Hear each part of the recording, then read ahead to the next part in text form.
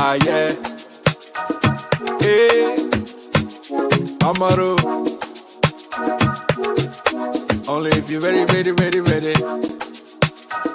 Let's go. I'm only looking for loyalty. All I need from you. I'm thinking you be the one for me. I can see it on you. Your love that do me every time. With you by my side, we gon' shine. Baby girl, you know you royalty. I've been waiting for you. Me no care about all the noise, but I'm digging your station. See how you got my head spinning with a body rotation. Couple days went by, now I'm losing my patience. Go ahead, drop a pin, girl, wanna know your location. What's your location? Had to pull a plug on your ex, now you coming my way out. I can switch it up for you, girl, I'm no longer a player. See that pretty face on my screen, that'll make my day out. Bea. I'm only looking for loyalty. All I need from you. I'm thinking you be the one for me. I can see it on you. Your love that do me every time. With you by my side, we gon' shine. Baby girl, you know you royalty. I've been waiting for you. Do you know she royalty? Do you know she royalty?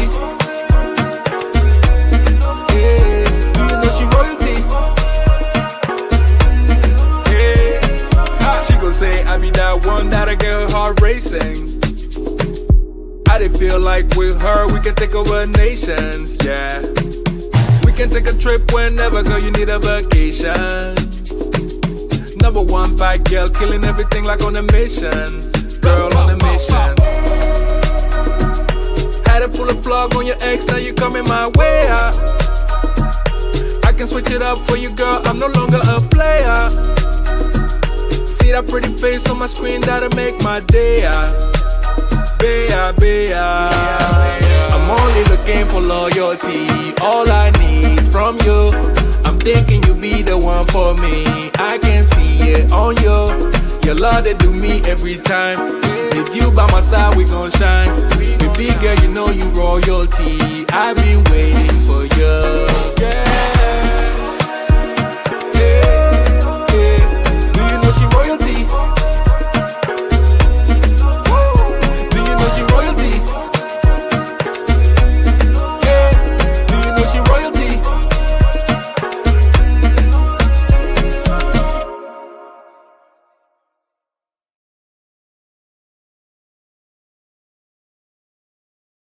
Question. Did you get a chance to meet with the royal family? And if not, how was it like having them there in the building?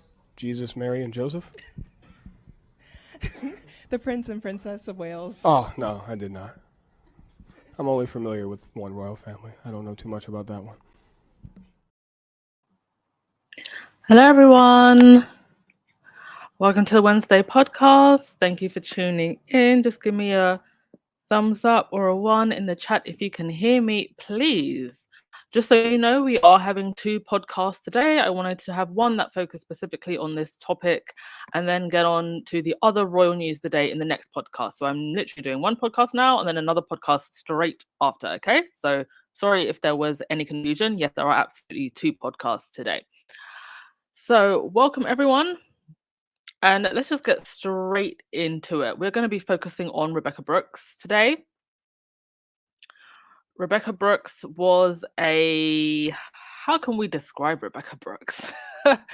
So many ways that we can describe Rebekah Brooks. She was a prominent figure on the tabloid news Fleet Street scene throughout the late 80s and 90s, going into the early 2000s, and a prominent figure in the News of the World phone hacking scandal. Friend, associate, and workmate of Piers Morgan, and often referred to as the surrogate daughter of Rupert Murdoch. Now, she was arrested for her alleged involvement with phone hacking and then acquitted. Years later, she was then hired back by Murdoch. She was hired by him again in 2015. So she basically went away for a while. Everything died down. Everyone pretty much forgot about the phone hacking scandal, and it's not like the tabloid media have been reporting on it, because why would the tabloid media be reporting on what they were up to and all of the court cases that have been levied against them? And so people have basically forgotten. And this is the unfortunate thing about news media. Once the news decide to omit stories, people tend to forget them. They disappear from the public conscious. And this is the very unique problem that we have with the British tabloids, is that the tabloids are the news. But the phone hacking scandal, as we know, with the upcoming court cases with Harry, Elton John, and also other celebrities, in other separate cases, is still very much going on. Payouts are still happening. So with Miss Brooks here, Harry does mention her, not directly by name, but he does bring her up in Spare. I can actually only find one picture of Harry at an event with either Brooks or Murdoch. Now, this was actually a event in the city, and William was also there. So the top image with Harry and Brooks, and then the side image with Harry, that's the same event. And then the bottom image where it's William, Rupert Murdoch, and Rebekah Brooks again, that's a completely separate event. But these are the only pictures that I could find of Harry with Brooks. He doesn't seem to have gone anywhere near Murdoch or any of them any other time. And Brooks basically accused Harry of being a druggie, of having to go to rehab. So let's have a listen to what Harry actually said in Spare, and then we're going to get into Rebekah Brooks's history and some of the things that she did during the phone hacking scandal. So this is Harry in his own words from Spare. I asked him to remind me, what was this editor's name? He said it, and I committed it to memory. But in the years since then, I've avoided speaking it, and I don't wish to repeat it here. Spare the reader, but also myself. Besides, can it possibly be a coincidence that the name of the woman who pretended I went to rehab is a perfect anagram for rehabber cooks? Is the universe not saying something there? Who am I not to listen? Over several weeks, who the hell is this editor? Loathsome toad, I gathered. Everyone who knew her was in full agreement that she was an infected pustule on the arse of humanity, plus a shit excuse for a journalist. But none of that mattered, because she'd managed to wriggle her way into a position of great power, and lately she was focusing all that power upon me. So that's what Harry had to say about Brooks, and who can blame him? When you've got someone who's so obsessed with you and trying to go after you, won't give you a moment's peace, hacking your phones, trying to get close to people around you, it must have been very difficult for Harry, and then even worse, that the palace often cooperated with the tabloid journalists. But on to Rebekah herself. We're going to do a bit of a history lesson about her. So, let's get to it. Brooks was a prominent figure in the News International phone hacking scandal, having been the editor of the News of the World from 2000 to 2003, when one of the stories which involved illegal phone hacking was published by the newspaper. Now, following a criminal trial in 2014, she was found not guilty of conspiracy to hack voicemails, 2 counts of conspiracy to pay public officials, and 2 counts of conspiracy to pervert the course of justice at a jury by the Old Bailey. Now, if you ask me, I think the whole Leveson inquiry and everything surrounding it was one big joke. I think there was a lot of money and favors under the table, and I think that people like Brooks and others, Murdoch, Morgan, who were involved should have gotten a lot worse. I think they were very, very heavily protected by the powers that be, the establishment, because they were very close to the establishment, and we'll get onto that a bit later.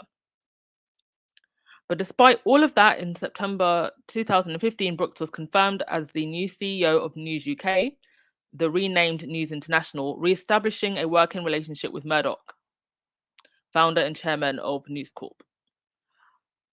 Let's go a little bit further. Let's go all the way back to Miss Brooks's early years.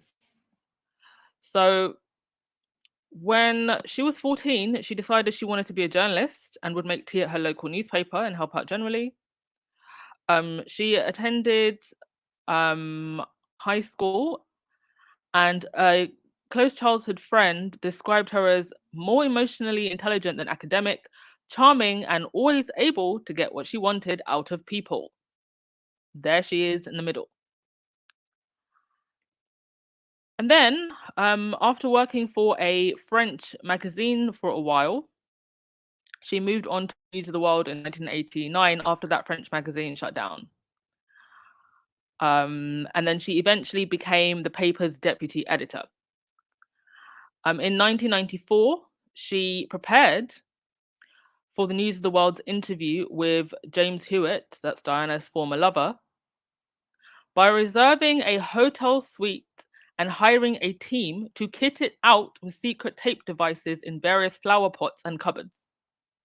And the reason we know she did this is because Piers Morgan, her former boss, actually wrote this in his memoir, The Insider. And then in 1998, she transferred to the News of the World's daily counterpart, The Sun, for a short time. And then she returned to the News of the World in 2000 as the editor. And at the time, she was the youngest editor of a national British newspaper. So this is someone who was very determined to get to the top and was able to do so at a very young age. Obviously, a good schmoozer, and was willing to do what she had to do to get there, including invade people's privacy, allegedly, and step over others.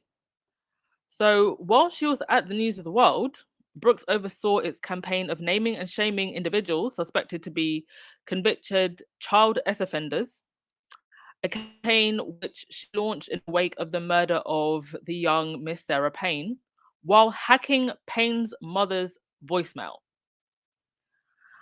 So the paper's decision actually led to angry mobs terrorizing those they suspected of being sex offenders involved in the case.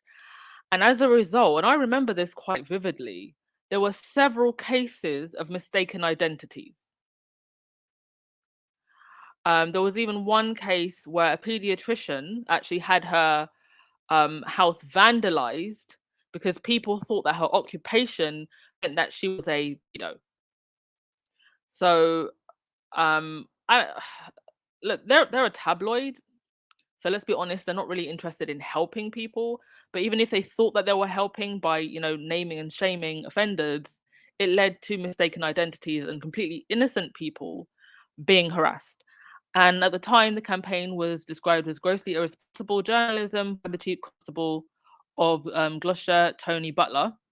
But Brooks defended the paper's actions on the BBC's Breakfast show, claiming that it was only right that the public have controlled access to information about offenders.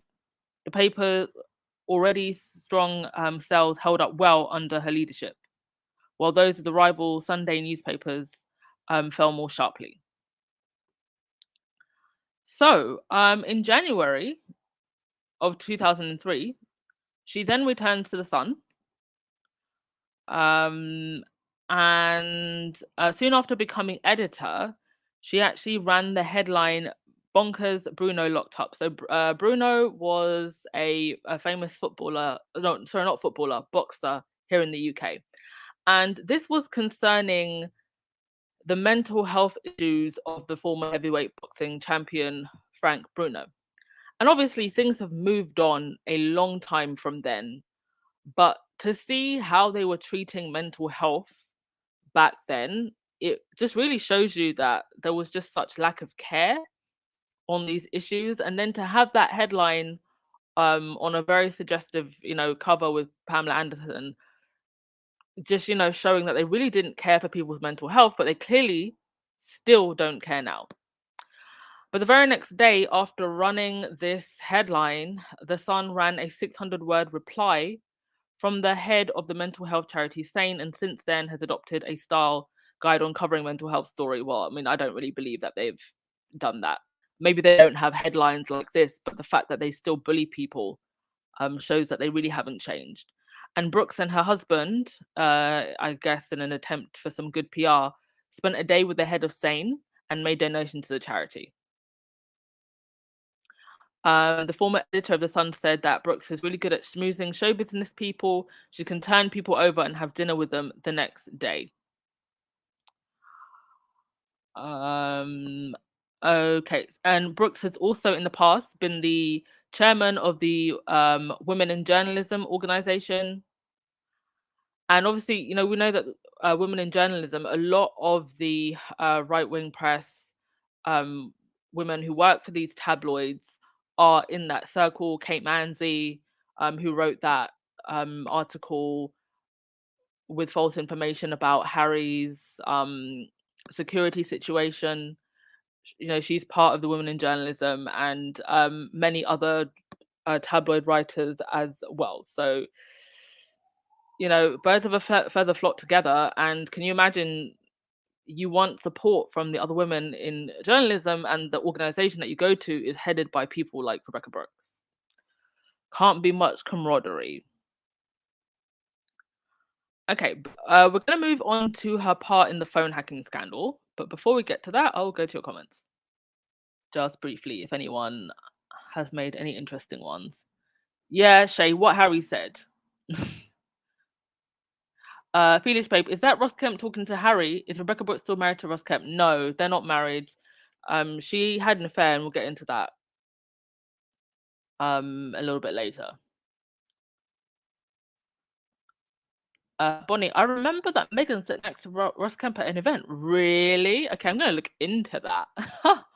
That's really interesting.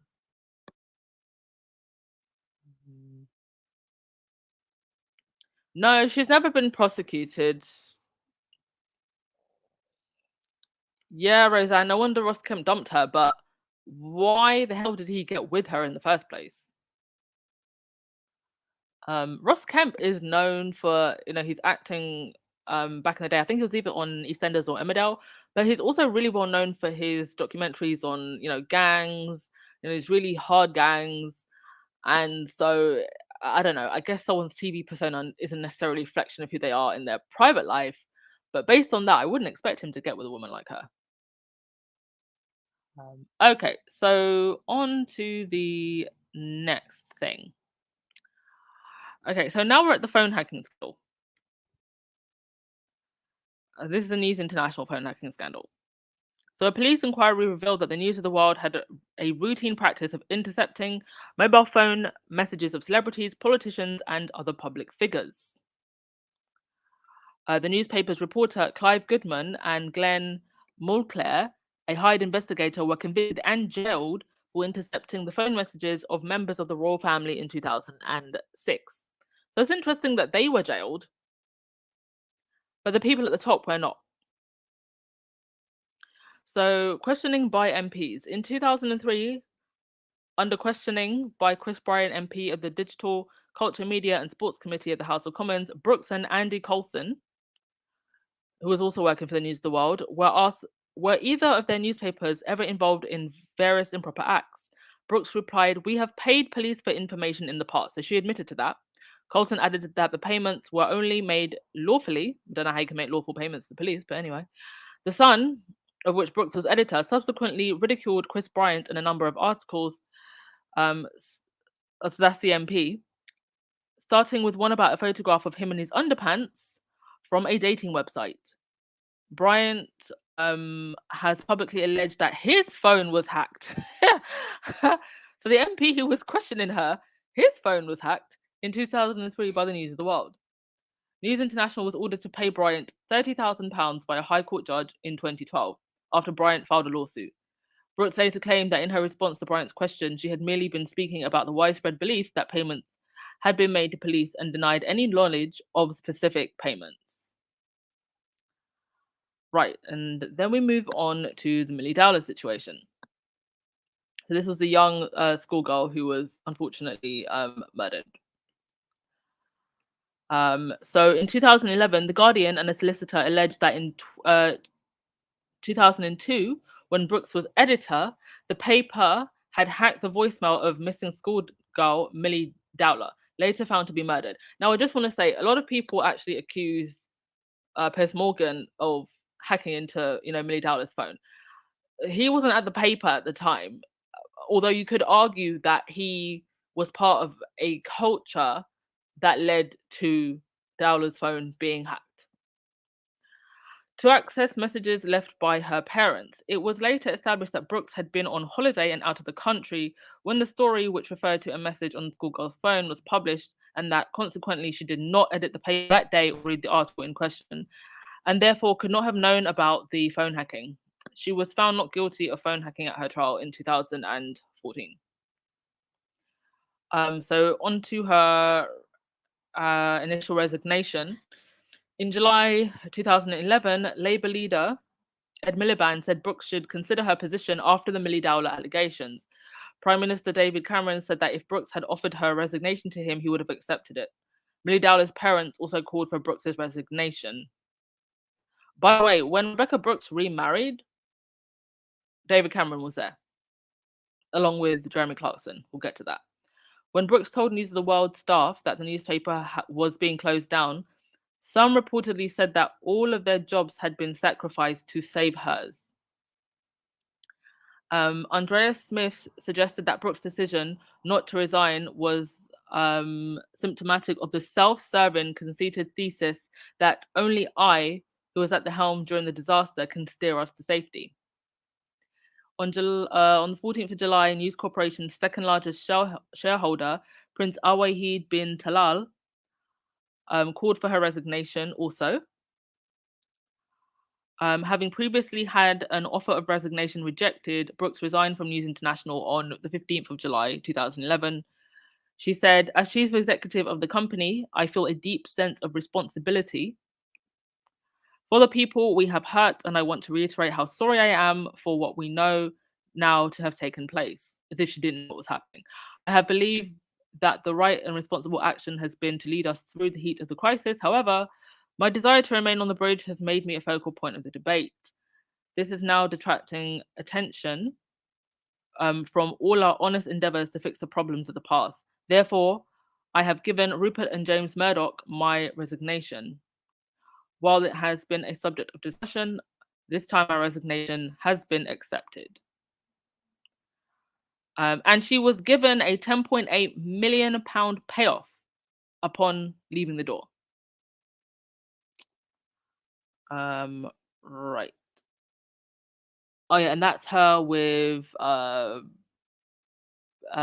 Murdoch and his son as well. So, okay, let me go down a little bit further.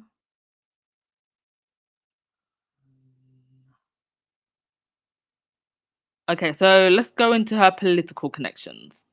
Okay, so the press have noted social ties between Brooks and various members of the establishment.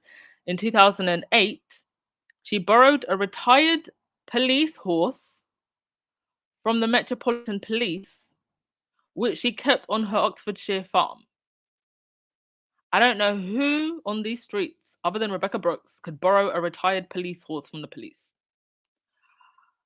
And while on her farm, it was ridden by David Cameron. That's former British Prime Minister David Cameron, pictured in the bottom picture there.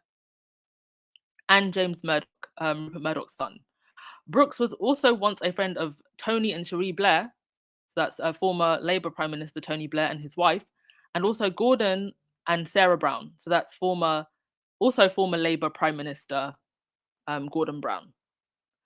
Her wedding to Charlie Brooks in 2009 was attended by both former Prime Ministers Gordon Brown and David Cameron. So very, very, very cozy with the establishment. Shortly after her arrest, she had an hour-long telephone conviction. So this is the initial arrest for phone hacking. She had an hour-long telephone conversation with Tony Blair.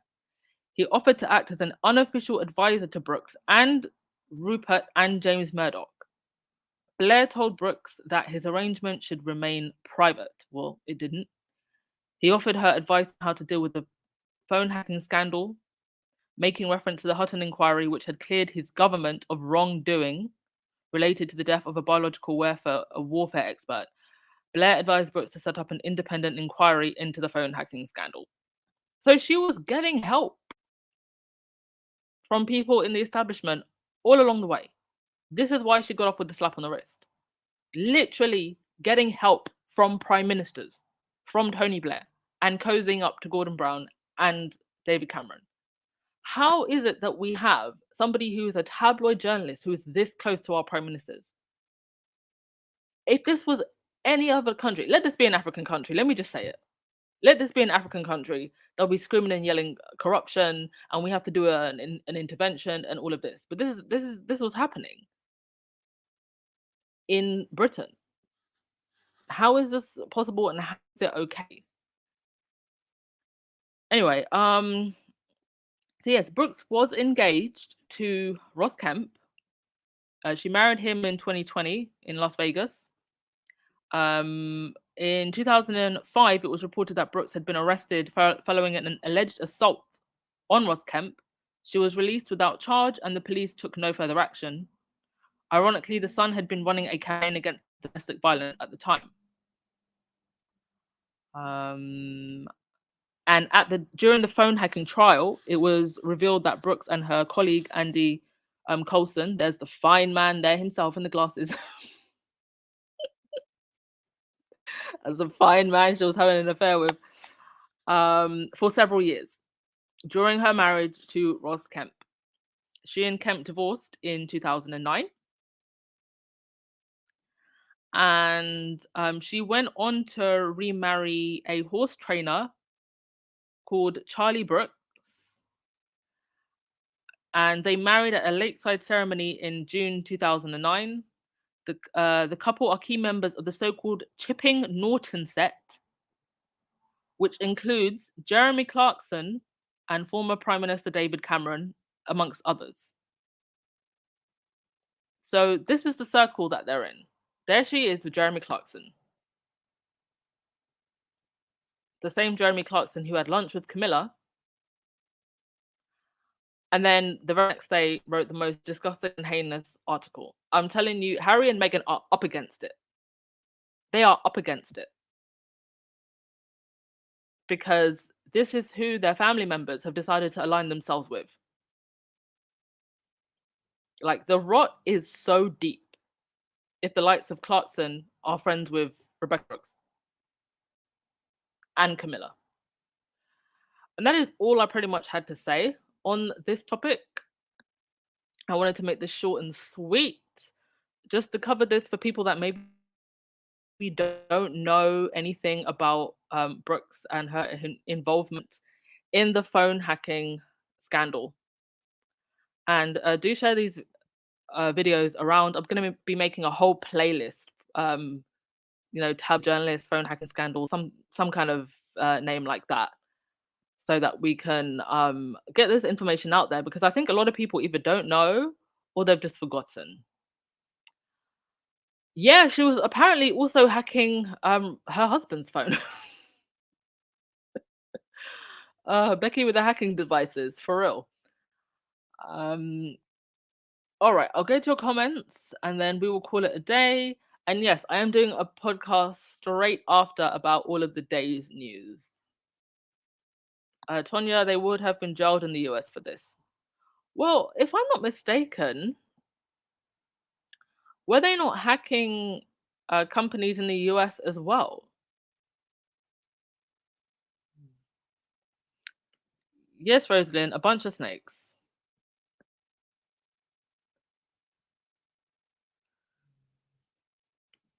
Karen, Ross Kemp and Meghan, along with Harry, was at the Endeavour Awards. Oh, okay. Roseanne, it sounds like Brooks has narcissistic personality disorder. allegedly for the lawyers listening. Rosalind, where is she now? Well, she went back to Murdoch. He hired her again.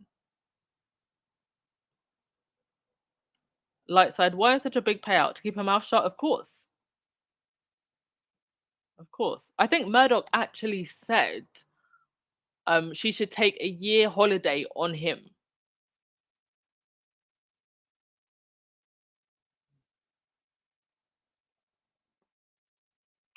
Lightside, you also said the only reason for her to have support from such powerful people is if she has dirt or knows where the skeletons are. Of course she does. Do you think she's blackmailing the prime ministers? I think so.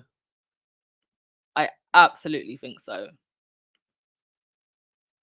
I mean, she is a looker, is all I'm going to say. So my ass doesn't get Tasha Cade.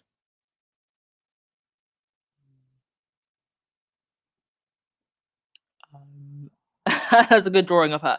I didn't do it. Somebody else did. Yes, Jane Matt, the British press are absolutely awful. Thank you, Pelena. No problem at all. Hope's Garden. Hello. If we can see what the tabloids and royal rodents are doing, why can't everyone else? Is that what you were trying to say? Yeah. I think you got to remember, folks, that this little royal bubble that we're in, it is very much a bubble, and most people are just completely and utterly unaware. Because how can they be aware? Because the tabloid press aren't going to report what the tabloid press are doing. This is why we need more independent outlets. No, thank you, Cynthia, for coming along. Yeah, Shadol, not Tasha Cade. I'm not about to get Tasha Cade by Rebekah Brooks. By the way, everything I just said is in the public domain. So, yeah. All right, going to end it there. Take a little break, and then I've got a couple more slides to prepare for the next podcast because a couple of things have popped up. And yeah, then we'll get on to the next The next podcast will be really short as well, less than half an hour. There really isn't a lot to say, but it needs to be said. And yeah, I'll see you in the next one, folks. Thank you. Ciao.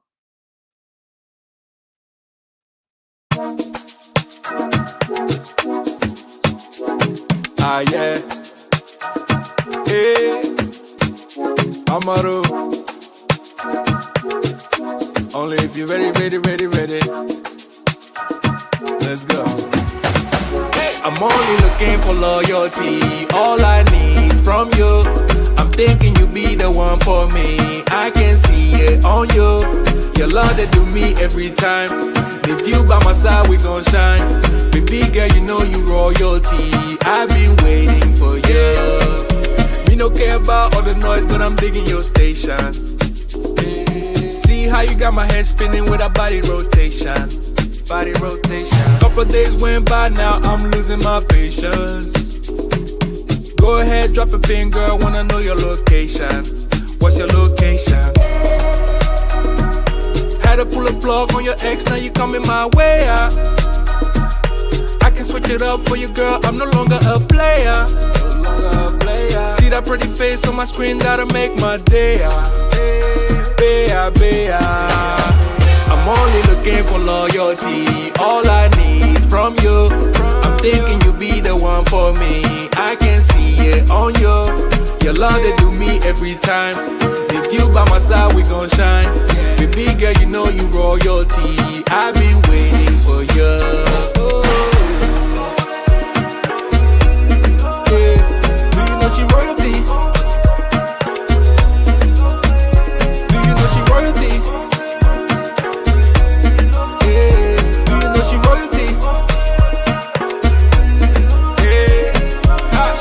I be that one that'll get her heart racing. I did feel like with her we can take over nations, yeah. We can take a trip whenever, girl, you need a vacation. Number one bad girl, killing everything like on a mission. Girl on a mission. Had to pull a plug on your ex, now you coming my way out. I can switch it up for you, girl, I'm no longer a player. See that pretty face on my screen, that'll make my day out. I'm only looking for loyalty. All I need from from you. I'm thinking you be the one for me.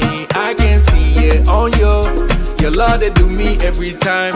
With you by my side, we gon' shine. Baby girl, you know you royalty. I've been waiting for you.